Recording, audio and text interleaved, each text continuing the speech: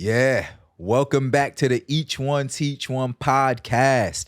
I am your host, Chief, aka the Big Zo, because nobody rep Haiti like me, and if they say they do, they lying, but I still love them because I support everything Haitian. As usual, we got the legend Wolf Taylor behind the ones and twos. Peace, King. You already know what it is, man. Another Yes, day to sir. be alive, man. We back. Back-to-back weeks. I love it. Yeah, this the new normal. This the new normal. How you doing, brother? Listen, man. You know, the thing about podcasting is usually the best podcasts happen before the recording actually starts. Facts. So we just had an incredible episode about life, love, family, sacrifices before. And just know that we're going to, for anybody listening right now, we're going to recreate that conversation. Absolutely. For sure. Maybe not this episode, but it's coming. So tune in for that for sure. Say less. So the title of this episode, right, is 10-minute break. And I'm going to tell you why. So someone hit me up. Someone in my universe hit me up. Was like, yo, Chief, that new solo joint you did with Wolf was fire, cousin. And I was like, yo, good looking. He was like, yo, that shit is like a 10-minute break. So for all those out there that have worked a 9 to 5, you know that you get a 10-minute break, and the 10-minute breaks be like 20 minutes. Like the 10-minute break is never really 10 minutes. Like you get 10 minutes to decompress, and you take like another 10 of like time theft at that point. Like it's 10 minutes to have like a quick snack, and then 10 minutes of stealing time. Cause I'm like, you on the 10, you came back a half hour later. Right. So that's what, these solo joints are. It's like a 10-minute break. Yeah, you got to steal a little time, man. For the sanity. For the sanity, man. Come on, bro. You got to steal time, man. You have to, yo. When I was like, yo, that's the name of the next episode. 10-minute break. Hard. And that's how we got here. So thanks for watching. It ain't going to be 10 minutes, but you can watch it in your 10-minute break because you probably going to take a 30. That's fire. That's fire. That's fire, bro. A paid 30. Man.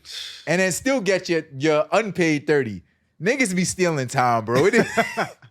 Hey, steal your time, man. Fuck white America, man. We good. It is what it is, but we back, man. So, Wolf, what's on the docket today, brother? Man, so on the docket, man, we got my boy Deion Sanders, bro. Coach Prime. Coach Prime effect, man. I'm hearing things, man. It's a lot of perspectives, a lot of opinions going on in the world right now. But I know you're an avid fan of football, avid fan of sports culture. So I'm going to let you break this down for us, bro. Thank you, my brother. So the Coach Prime effect, right? For those who don't know, Deion Sanders was at HBCU, college coach or whatever. He did his thing over there. Then he decided to go to Colorado University. It's not an HBCU. There was rumblings, people upset. Oh, man, you went to go work for the white man, blah, blah, blah. He took his sons with him, and they're doing very well. It was a big, like, a lot of whoop-la on he turned his back on the culture, which I disagree with. He went to the HBCU and helped them get to where they needed to go, got eyes on them. The market is crazy, and he ended up at Colorado. So since being in Colorado, he's put a lot of light on the university and just on college football as a whole. Like, niggas wasn't watching HBCU football games until Coach Prime got there. Now in Colorado, they were 1-11 last year. There wasn't shit. So this year with Coach Prime, his sons, and just the culture that he brought there, they're basically, it's Hollywood. So they won their first game, boom. And now the second game was against Colorado State. So it was Colorado versus Colorado at that point. Bro, imagine walking into the locker room and you see Dwayne Johnson standing there about to give you the pregame speech. Yeah, that's different. Like The Rock. That's different. The Rock could be president. Then when you get to the field, you see Key Glock. You know, these young kids, that's Key Glock, and that era of hip-hop is our Nas and Hove kinda. Like, you know what I'm saying? So you see Key Glock like this. That's the Shador Sanders joint showing the watch.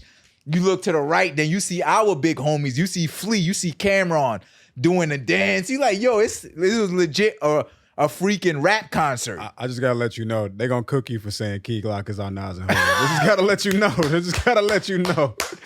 For their generation. Like Chief Keef was the kick the door down. Like not for us, but you see their generation, Moneybag Yo, the young niggas. They look up to them. They all at the game, Key Glock. Like, it's a vibe. And then you got the stands, you know, they looking like, yo, who are all these people? Like rappers, chains on.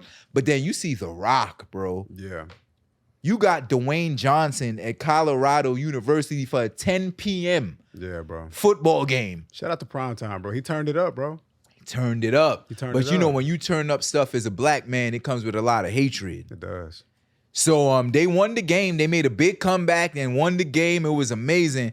But the 9 million people watched a college football game at 10 p.m. at night. That's Super Bowl shit. That's Super Bowl shit. Watching these young men put on, which Coach Prime leading the way. Bro, I went through the gram and I was going to say the B word, but I don't want to use that. I see women that don't give a shit about football at Buffalo Wild Wings watching the game. Watching the game. Clout chasing. Right. Like you don't even know what a first down is. Right.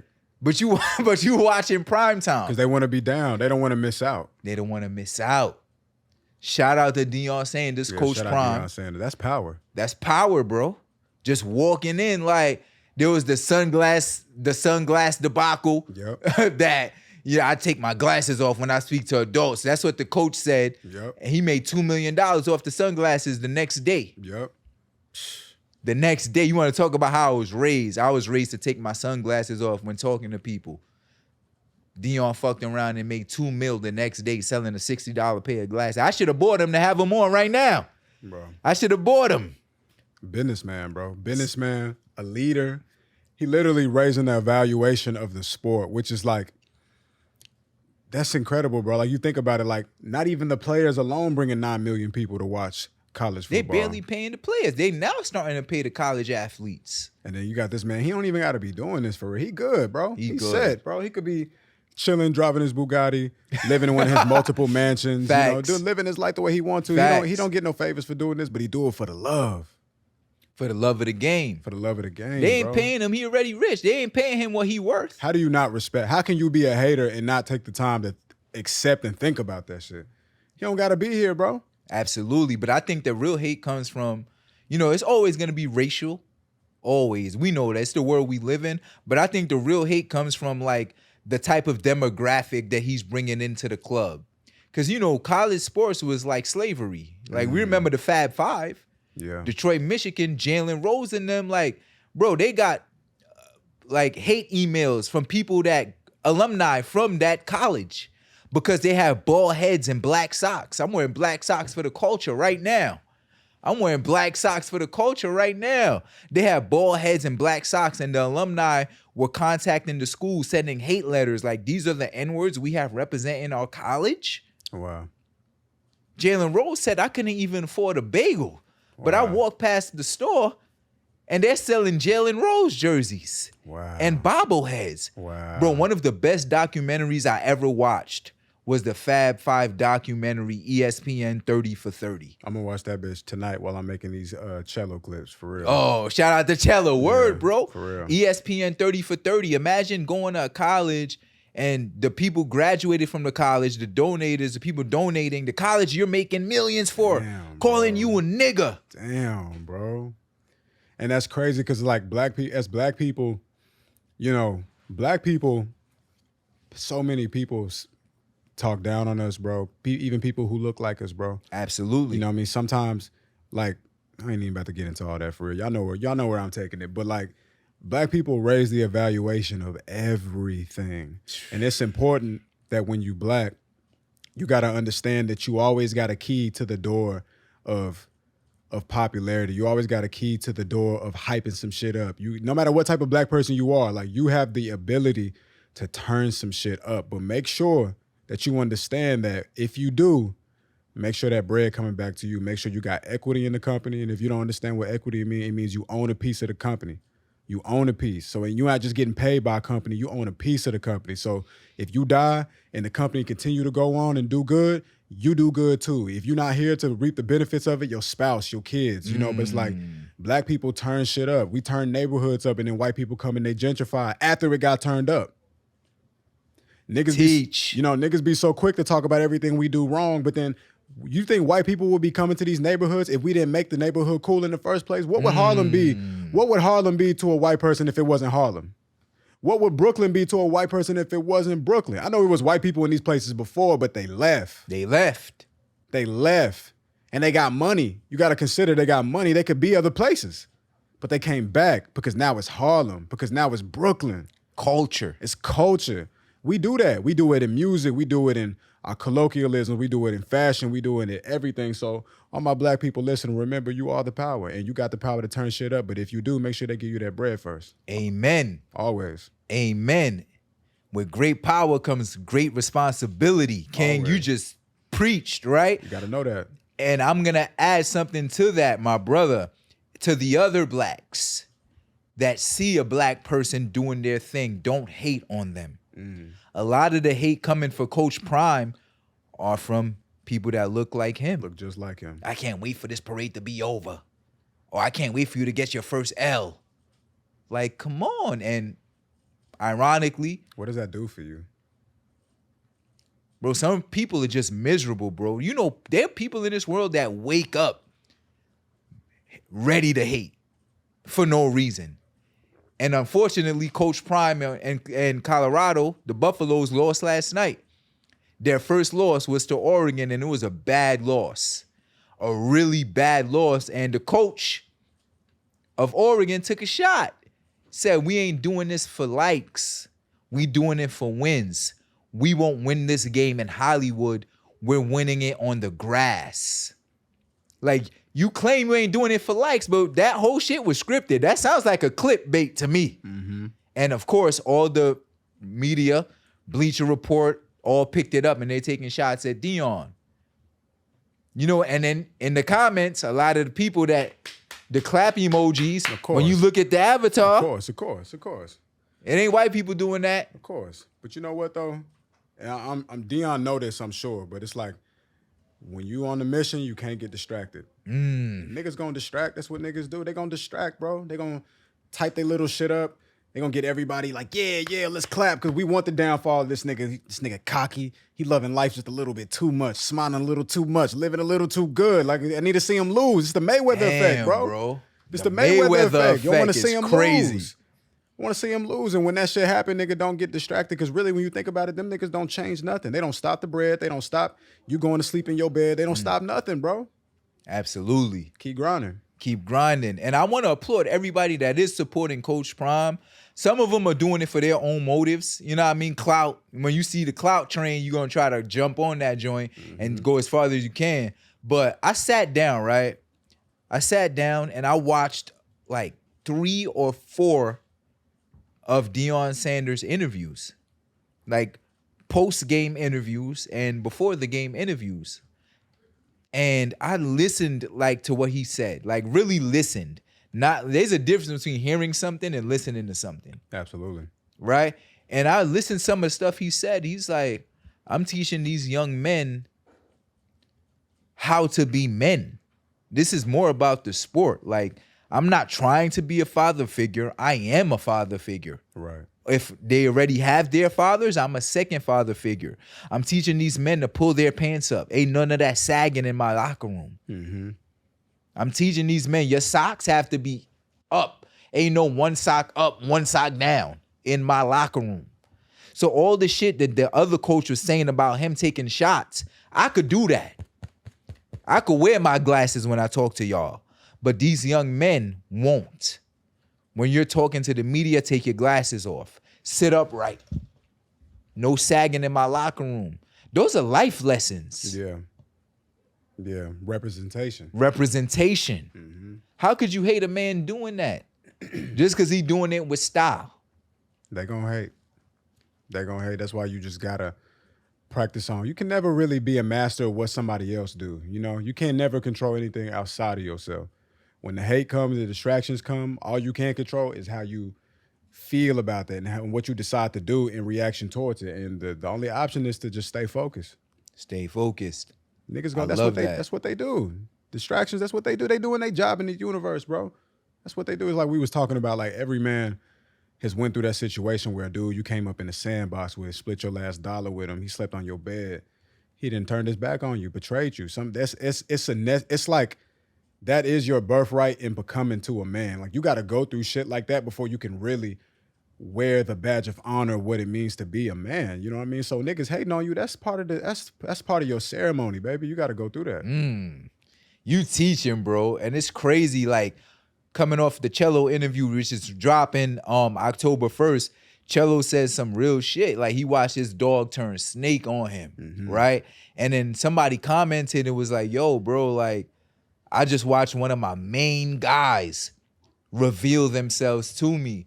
And I told him, I said, yo, my brother, unfortunately, I can't imagine what you're going through, because I've had that stuff in life, you know, when you try to help someone and shit like that and they do some snake shit, but like never from my sandbox. Like my sandbox is my 32nd people. That's where I'm from. I know the viewers are tired of hearing about East 32nd, but that's where I'm from. Like, I was just so lucky to have those brothers. And then my fraternity at this point, 32nd is my fraternity, so much so that I've classified other people I've built strong relationships with. Oh, you 32nd. People like you. People like Steven all the time. I'm like, oh, you don't count. Like, y'all don't count as like new friends. Y'all 32nd. Being put in that bracket for me is like money. Like, that shit is money. So I've never been harmed from someone that I put in that bracket. Like, that 32nd, the number 32, like, people in that bracket could do no wrong in my eyes. None. Because y'all earned that, though. And not everybody could get that bracket. You know what I'm saying?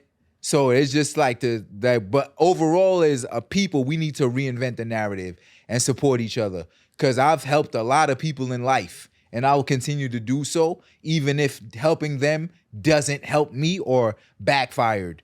Like, just because person A won't change my character for person B. You know what I'm saying? Absolutely. Genuine soul, bro. Absolutely. Genuine soul. Dion, keep doing what you're doing. I love what you're doing for these young black men. Being like an extra father figure. You could never have too much father figures in this world. There's only one father, but there'll be multiple father figures. Yeah, why just have one father figure? They say it take a village. You know what I mean? Why not have a village of real niggas? A village of real niggas. Come on, bro. A community, that's fire. If you really love the people that you looking out for and you protecting, then you okay with them having more than one trustworthy individual. Absolutely. Come on, bro.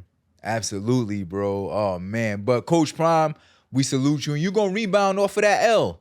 You're going to rebound off of that L. And I love the support that he's getting from everyone. Cam, Mays, Gillian Waller were the first to kick the door down on his support when he was at the HBCU. Like, everybody. And to the black people, man, stop hating, bro. Yeah, it's not stop hating. It's not a good look. Not only for us, but the people paying attention to us. Like, come on, bro. Shit need to look good when they looking at us. We need to have the same jersey, same stripes, same colors going on over here. You promoting division, my nigga. We need to be promoting unity. Make this shit look good, bro. Make this shit look good, bro. If I got a problem with my mans, it's not for them to see. Support the village. Come on, bro. You're not a part of it. If you're not a part of the village, just say that then. Just say that. Just say that then. Just say that, bro. You know what I mean? So I could treat you accordingly. You know what I mean? Because ain't no coming back. And guess what? And when you see us getting chicken and we winning over here, you're not eating. You're not eating. Maybe lost your seat. Maybe you will because the love is that real, but just know that's because of the love is that real, not because of you. But anyway, man, listen. Yo, damn, we should have had the cameras rolling off screen, bro. Because, you know, we go in, like, we going in, bro, with the knowledge. Like, I like this, bro. You know why I really like this? Like, I love the podcast format. Oh, and my team is still intact. Yeah. For all the haters looking. But I really like the in-depth one-on-one with you, Wolf, because, like, and you said it, this scenario is for the traditional man. Mm-hmm. That's just what it is. Yeah, we talk about the current event shit, but during the 10-minute break, you're going to learn some shit. For sure. For sure. And this is like a good pep in your step. Like, you at work, you on your 10-minute break, you on your way to work, you leaving work, you bored, you just whatever, you got you in transition or something like that. This is some shit that like get you back grounded and help you refocus, you know, because everybody get a little distracted every now and then between the love life, the bills, the rent, the job, you know what I mean, personal goals, anxiety, whatever it is, you know, let this be your little dose of adrenaline, you know what I mean? Let this be your reminder, you know, because like it's niggas who feel the same way you feel. It's a community, you know. We don't want just the audience, we want a community. And if you listen to this, you a part of that community. And like, if we going up, you coming with us. Facts. Come on. Couldn't say it any better than that, man. We're your shot of espresso. We're your shot of espresso. Let's go. And send in the questions too. E1T1 mailbox. And speaking of E1T1 mailbox, we got one right here. Yes, sir. From my man, Disruptive Drew. Peace, King. That's my Zoe. Shout out to Disruptive Drew. Man, shout out to the Zoe, man, for real. Facts. So my man said, I would love to know, this is a question for you, Chief. Yes, sir. He said, I would love to know, how do you specifically push past moments where you're not as energized while doing some of your passions, like recording a podcast? That's a good question. Damn. That's a good question. I'm going to read it one more time. So again, shout out my nigga Disruptive Drew. I would love to know, how do you specifically push past moments where you're not as energized while doing some of your passions like recording and podcasting? Damn, that's a really good question, bro. Yeah, that's good. Damn, Drew. Yeah, shout out Drew. Me and Wolf were just talking about that off camera. Dead ass, they need to just make a reality show. A WTF Media reality show. Because we was just talking about this shit, bro. Like, sure. Man, life be lifing, bro. Life be lifing. And I'm going to be Wolf, I like this question. Can I get vulnerable for a minute? Please, bro. Come on. Don't say less. Yeah. So I was just telling Wolf, right, that I got a job, right? I got a big job offer that I had accepted a few months back. And it was a good bag. It was a big bag. And I felt like I was losing my soul. Like I sold my soul for the bag. Not in a literal sense, obviously, because, you know, I'm a man of faith, but because of that bag, I had to stop podcasting. I stopped working out. My fiance and I had less date nights. I stopped reading. As you know, like this the E1T1 podcast. I got a bookshelf. Me and Wolf got a book club. We exchange books, right? So those are 4 things I mentioned that I love doing. I love reading. I love working out. Obviously, love spending time with my fiance. And I love podcasting. I had to put all of those things on hold because of that big bag. So I sold my soul. And I lost the motivation. But in life sometimes, bro, like, I know everyone's heard this before. Not all money is good money. Money where you have to sell, basically doing things you love for, is money that you probably should do without. And this right here helped me, you know, being able to talk to great people. To answer your question, Drew, great people in your life, like my brothers. That 30-second threshold, that village, being able to be vulnerable, whether it's therapy, speaking to a professional, or speaking to your brother. My brothers are my therapists. Watching clips from Express Yourself Black Man, shout out to Kizzle. Stuff like that, like reading like Black Man, you are enough. Money is more. Money, you're more than money. You're more than what you bring to the table. Like little stuff like that. Reading them on a daily basis, having those daily conversations with my team, helped me refocus. And planning too. Planning your escape. Saving. Like planning and organizing and finding just little loopholes to find a way to doing things that you love again brings that motivation back. And I'm not gonna lie, I didn't podcast in a minute because of outside factors, bro. But now I'm here answering your question because I was able to lean on my culture, which is also your culture, lean on my homies and lean on my village to help me get that motivation and that spark back, bro. Like, that's why I take my relationships so serious. My friendships, relationships. Like, niggas don't take their ships serious. Ships are very important, bro. Yeah. Them bridges are very important because they can help you at times like this. That's a bar. Ships. Respect your ships. And now I'm back here. So shout out to Disruptive Drew, man. Sometimes You got to lean on your ships to look for that motivation. Sometimes you can't get it for yourself because you stuck in whatever you're doing. That matrix, it's hard to escape from it. But then you got to lean on your ships, bro. That's what I did, and now we back. Now we back and we here, man. We back and we here. And it feels good. Did I answer the question, Wolf? What you think? Absolutely. Absolutely. If I can, I want to add that when I'm trying to get refocused, I try to like figure out like where the source of my distraction is like coming from. You know, sometimes a lot of the time that should be food. Just being honest. Like food. Like sometimes if you're not feeling elevated, if you're not feeling like energized, because I think he said specifically you're not as energized, right? So that's why specifically like the energy comes from fuel. That's energy is fueled. You know what I mean? Like energy, it needs something to sustain from. And a lot of the time you got to check the fuel. You know what I mean? Like maybe you need to make some better habits in your food because when you eat better, it'll lift you up a little better. You know what I mean? Your diet. You know what I mean? Wow. So just make sure if you're not feeling energized, you need to be fueling yourself properly, you know? Sometimes, bro, like a lot of the time, like I'm a big coffee drinker. Caffeine is like my drug of choice, right? But sometimes if you can manage it, skip the caffeine, take a nap instead, bro, because it's the realest source of energy anyway. You know what I mean? It's the realest source. Like maybe you need more sleep, bro. Maybe you need to eat better, bro. Maybe you need to stretch. You know, I don't know if you're a gym person, you already got that going for you. You know what I mean? But maybe do a little stretching, take a light walk. You know what I'm saying? Eat a salad, nigga. You know what I mean?